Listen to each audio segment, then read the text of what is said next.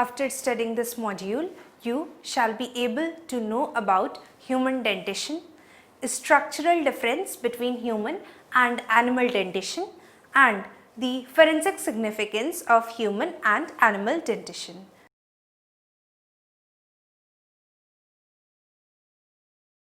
Forensic dentistry or odontology is the area which falls within the greater disciplines of dentistry and forensic science that basically assesses, manages and presents dental evidence in legal proceedings for the purpose of justice. Casework in forensic dentistry often involves identification of unknown or missing individuals, human remains, or victims of mass fatality incidents such as natural catastrophes and accidental tragedies. This identification is done by comparative study of a victim's dentition and supporting structures with the dental records of known individuals. The latter records may be obtained from private dental offices, prison, or the military dental databases or records that are retained by the Federal Bureau of Investigation or the FBI by its National Crime Information Center's missing, unidentified and wanted persons file in a web environment. Since forensic odontology is among the several forensic specialities, the forensic dentist's part often interferes with the work of the anthropologist, criminologist, toxicologist, pathologist and the law enforcement officials involved in a case. Identification of human remains is a tough job. Various measures are taken while collecting and examining the human remains in order to find their true identity. The job of any forensic scientist are to collect the evidence at first, preserve it and interpret the trace evidences found at the crime scene or scene of crime, and then to pass on the exact results found on the basis of examination to the judicial authority in a form of report. Now, these functions of examining and collecting evidence requires sound knowledge in dealing with the crime scenes. By tradition, forensic odontology covered numerous topics which can roughly be classified into the human identification and injury analysis. However, jobs of forensic odontologists have widened in the recent years to cover matters related to crimes such as child abuse and domestic violence, human rights protection and professional ethics. The first and utmost important question that arises when a tooth is found at the scene of crime is whether it belongs to human or not. Dentition of humans varies greatly with that of the animals and even between different species of animals. Human teeth possess a generalized design which includes a mix of incisors which are used for slicing, canines for the purpose of puncturing and grinding molars teeth. They are usually more rounded than the animal teeth. Most animal teeth reflect specialized dietary adaptations. Animals that graze have more grinding teeth with specific ridges, while carnivores have more shearing teeth which has sharp ridges. In addition, a lot of animals have different dental formulas as compared to that of the humans. Dental formulas are annotated with number of each tooth type for a quadrant of the mouth. It is seen that an adult generally have a complement of 32 teeth, that is 8 in each quadrants, which comprises of 2 incisors, 1 canine, 2 premolars and 3 molars. Although extremely variably, it is seen that many placental mammals display a generalized dental formula that includes 3 incisors, 1 canine, 4 premolars and 3 molars in the ratio of 3:1:4:3. Now we will study about the structure of human teeth. The study of tooth anatomy is important for a forensic investigator or analyst. The knowledge of anatomy and composition leads to the identification in case of mass disasters or the unknown deceased. The tooth can be classified according to their parts, that is the crown and the root. The crown. Crown of the tooth is actually the invisible part. The crown is fully covered by the enamel. Anatomically, crown of the teeth is referred to the area above the cemento-enamel junction or the CEG junction. It is the neck of the tooth. And clinically, crown is the part which is referred to any part of the tooth which is invisible in the mouth. The crown of the tooth has many ridges on its top surface to aid in the chewing of food. Next comes the root. The region of the tooth below the CEG or the gum line is known as root, which anchors the tooth into a bony socket known as the alveolus. The outer surface of the root is covered in a bone-like structure which is a mixture of calcium and the collagen fibers known as cementum. The function of cementum is to provide grip to the periodontal ligaments that anchors the root to the surrounding alveolus. The number of tooth varies from 1 to 4 in different type of tooth. This figure shows the various layers of tooth and their internal structure, starting with the crown, which comprises of the enamel and dentin. Then we have the neck region, and finally the root region that comprises of the bone, the periodontal membrane, cementum, root canal and the opening at the tip of root. Tooth is covered with 3 different layers, that is the pulp, dentine and the enamel. Now starting with the first, we have pulp. The pulp is the most important part of the tooth and also for forensic analysis. Pulp is a vascular region of the soft connective tissues which is present in the middle of the tooth. The outer hard structural tip of root is all supported by the tiny blood vessels and nerve fibers which enters in the pulp through small holes to the tip of the root. Odontoblasts are the stem cells from the dentine of the tooth at the edges of the pulp. Next in line is the dentine.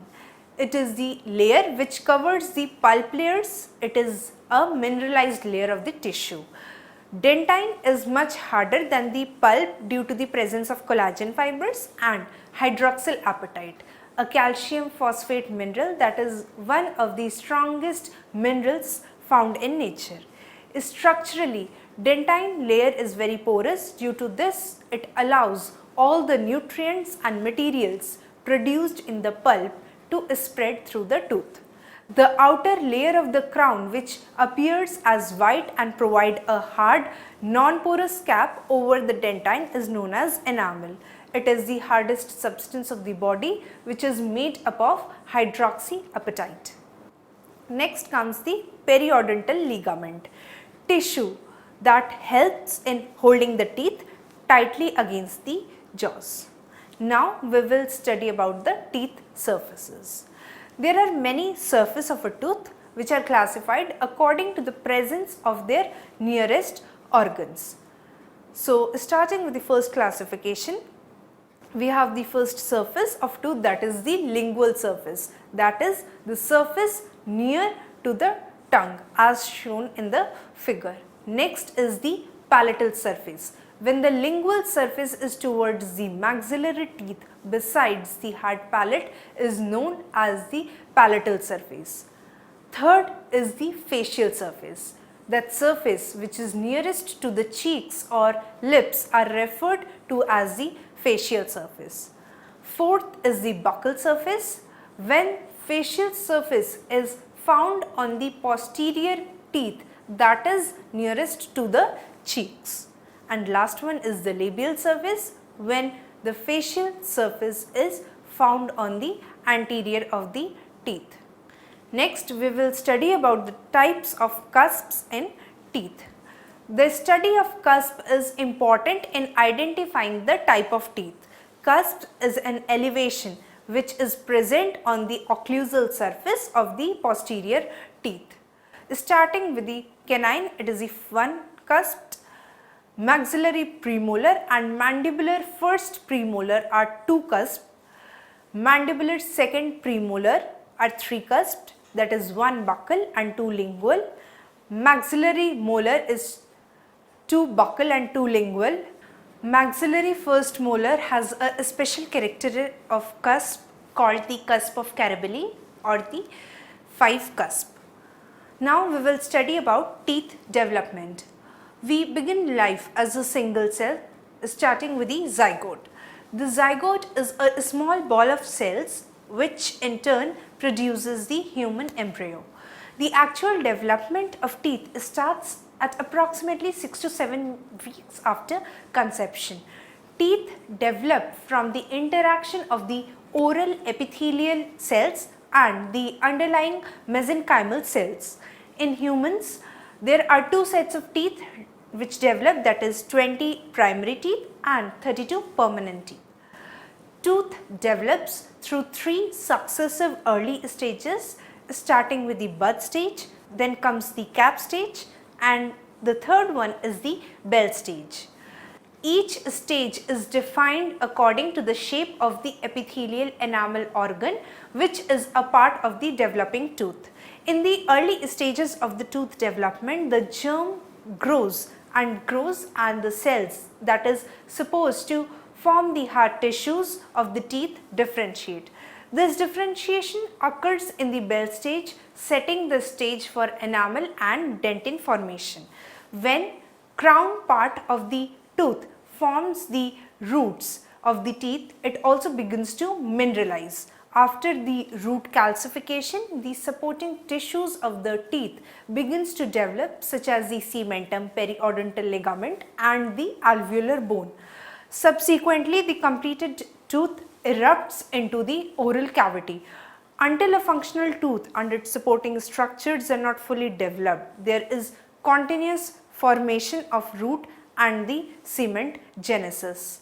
This figure shows the stages of tooth development starting from the dental lamina, that is the initiation, then it comes to the bud and the cap stage having the morphogenesis process, then the bell stage, that is the stage of cell differentiation, and lastly eruption or the matrix secretion.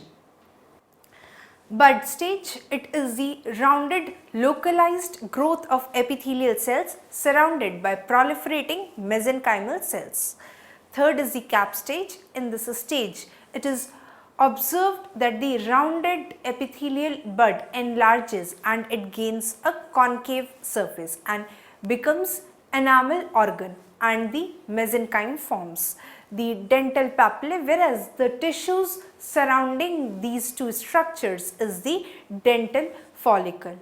This figure shows the cap stage wherein the epithelial cells becomes the enamel organ, the mesenchyme forms the dental papilla and the tissue surrounding these two structures is the dental follicle.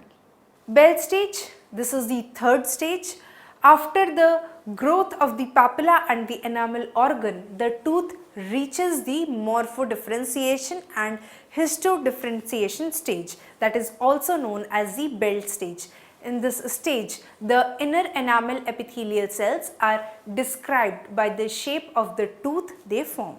The cells of the enamel organ have differentiated into the outer enamel epithelial cells, which covers the enamel organ, and the inner enamel epithelial cell, which becomes the ameloblast that forms the enamel of the tooth crown. Between these two cell layers are the stellate reticulum cells, which are star shaped with process attached to each other. This figure shows the bell stage in tooth development. A fourth layer which is found in the enamel organ is composed of stratum intermedium cells which lie next to the inner enamel epithelial cells. They provide assistance to the ameloblast in the formation of enamel. The main role of the outer enamel epithelial cell is to organize a network of capillaries that will bring the nutrition to the ameloblast. When mesenchymal cells differentiate, the cells in the periphery of the dental papilla become odontoblast. Then these cells elongate and become columnar and form a matrix of collagen fibers identified as the predentin, which becomes finally the dentine. The next differentiation of ameloblast after several increments of dentin have formed the enamel matrix, and after the enamel organ is differentiated, the dental lamina begins to degenerate by undergoing lysis. Cells interact through a system of effectors, modulators and receptors called the cell signaling. Next, we will study about the initiation of the tooth development. Teeth develop from two types of cells, that is the oral epithelial cell from the enamel organ, the mesenchymal cells from the dental papilla. Sometimes neural crest cells also contribute in development process. The first sign of tooth formation is the development of the dental lamina rising from the oral epithelium. It grows into a sheet of epithelial cells that pushes into the underlying mesenchyme around the perimeter of both the maxillary and the mandibular jaws.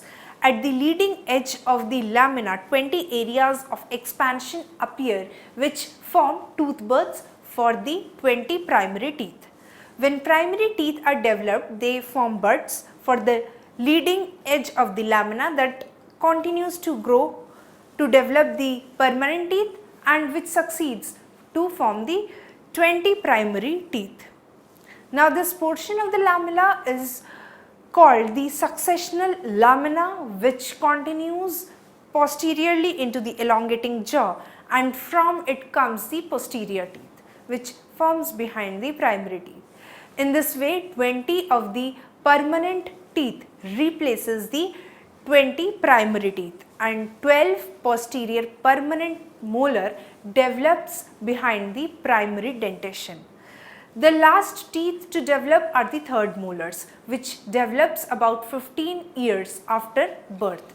The originating dental lamella makes both the successional and the general lamina, which initiates to play the role in the 6th prenatal week and remains to functional up to the 15th year, producing all 32 teeth. Next is the development of the dental papilla.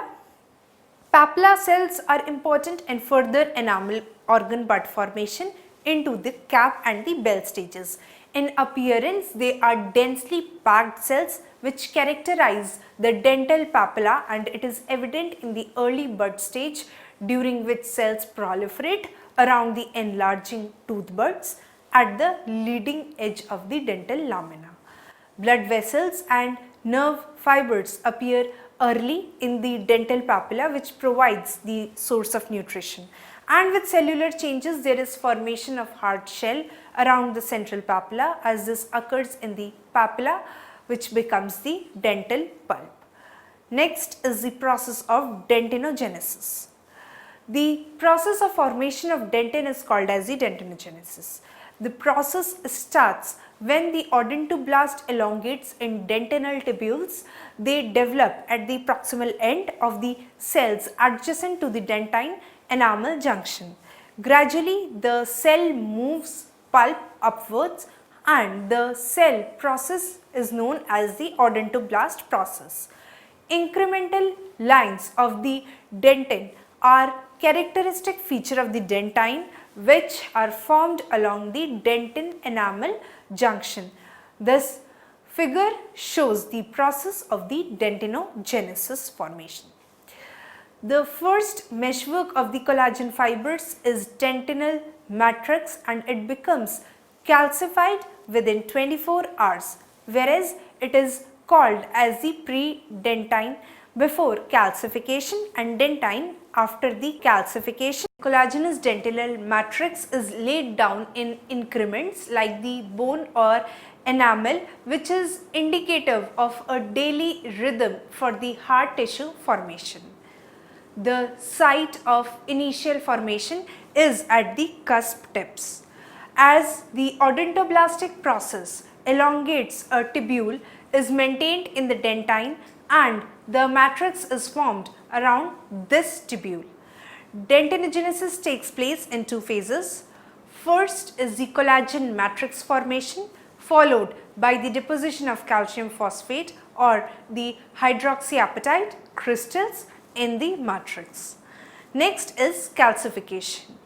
On the surface and in the collagen fiber, there is appearance of the crystal in small vesicles, that is the initiation of calcification. The crystal grows, then spreads and coalesces up until the matrix is totally and completely calcified. It is seen that only the newly formed bands of dentinal matrix along the pulpal border is uncalcified. Mineralization occurs due to an increase in mineral density of the dentin as each daily increment of the predentine forms along the pulpal boundary. The adjacent peripheral increment of predentin formed the previous day calcifies and becomes dentin. Now next is the amelogenesis. When ameloblast starts deposition of the enamel just after a few micrometers of dentin, then they get deposited at the dentino-enamel junction and is called as amelogenesis. At the build stage cell of the inner enamel epithelial differentiation, they elongate and are ready to become active secretory ameloblast. The ameloblast exhibit changes as they differentiate in 5 functional stages, starting with morphogenesis, then comes the organization and differentiation, third is secretion, fourth is maturation, and fifth is protection. Short conical process or the Tomes processes develop at the apical end of the ameloblast during the secretory stage.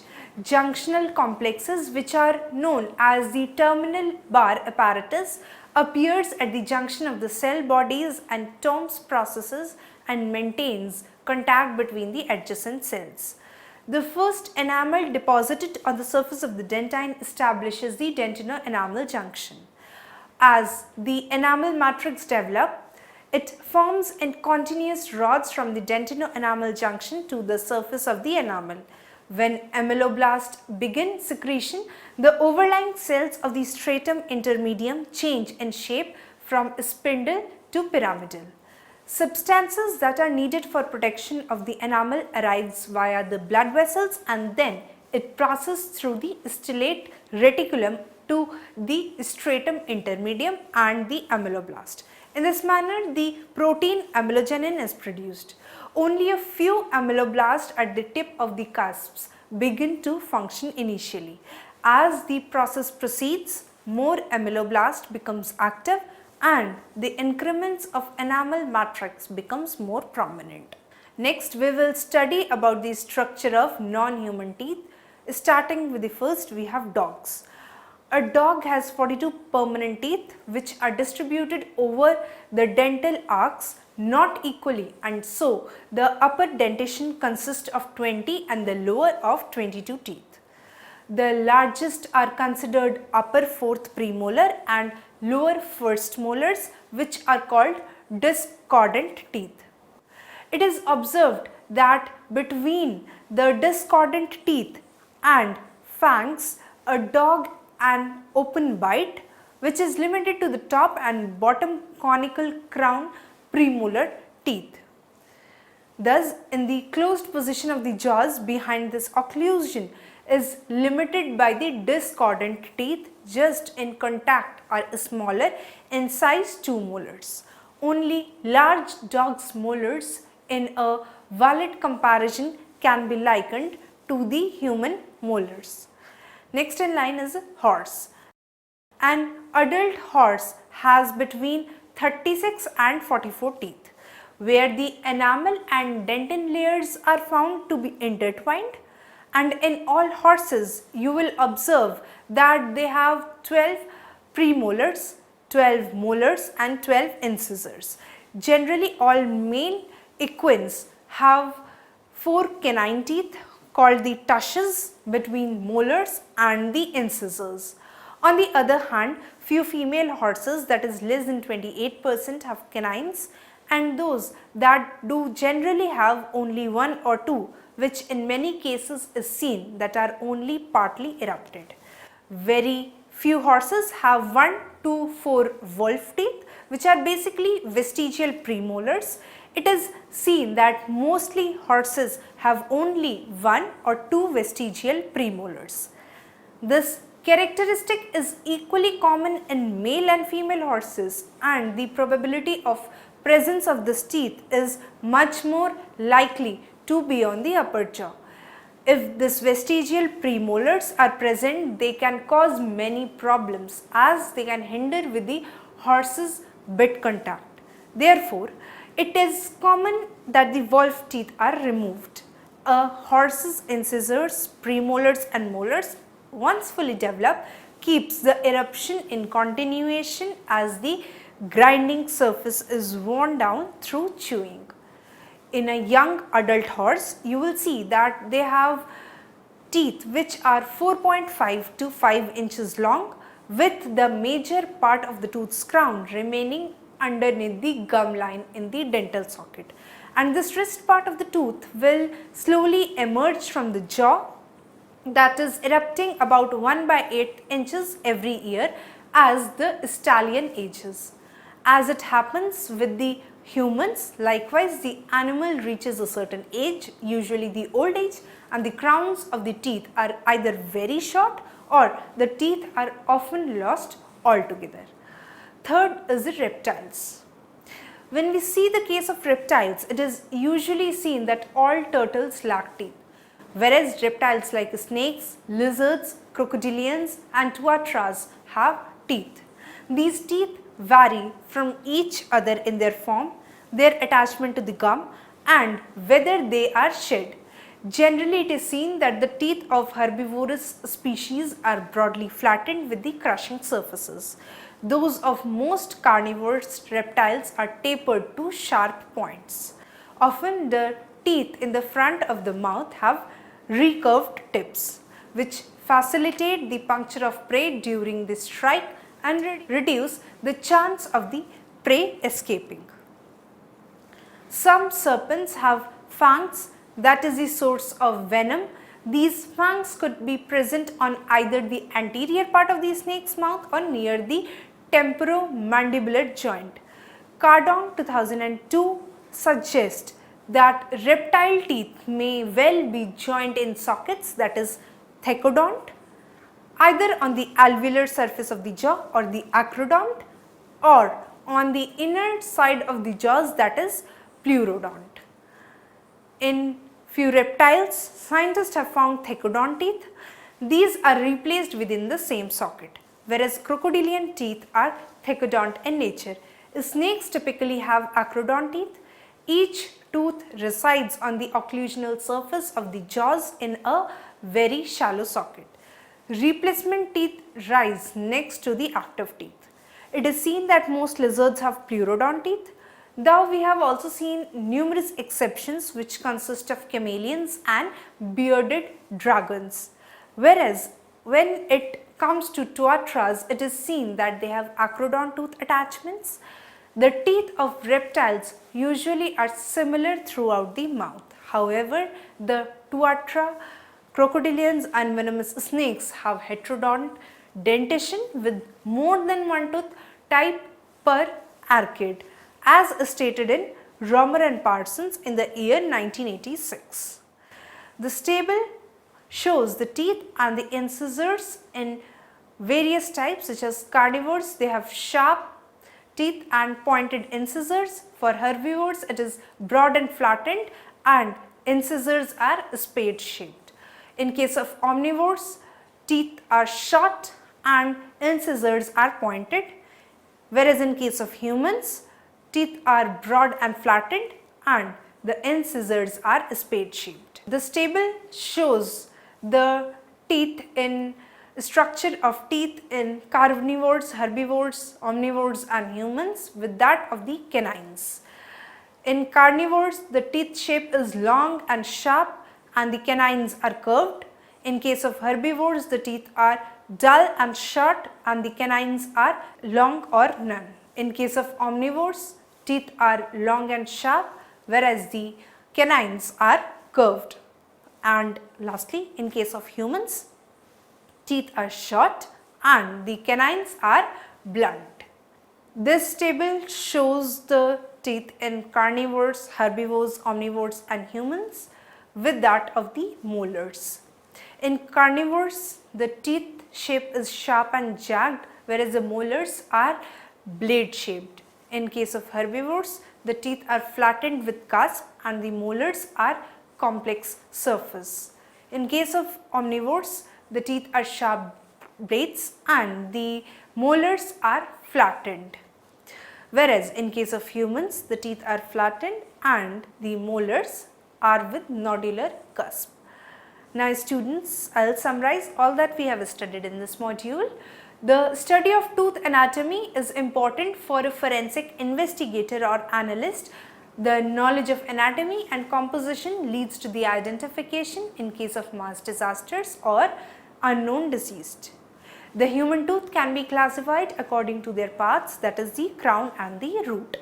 Human tooth is covered with 3 different layers which are pulp, dentine and enamel. The human tooth develops through 3 successive early stages, that is the bud stage, the cap stage and the bell stage.